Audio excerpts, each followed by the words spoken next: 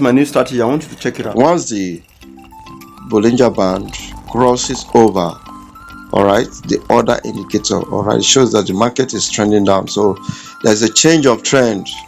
So all you need to do is to take a sell. Okay, you take a sell. You can see the retest. You can see the retest. Okay, it made a retest here and make another retest here. So you can wait for this retest before taking a sell.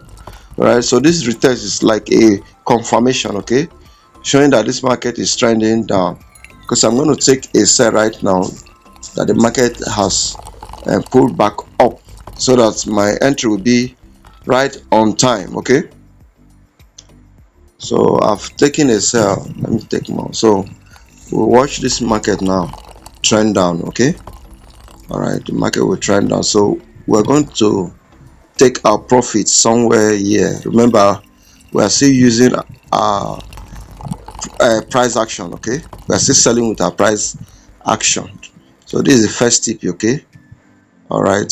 So remember, what we're doing is scalping. It's a scalping strategy. Okay, using this indicator.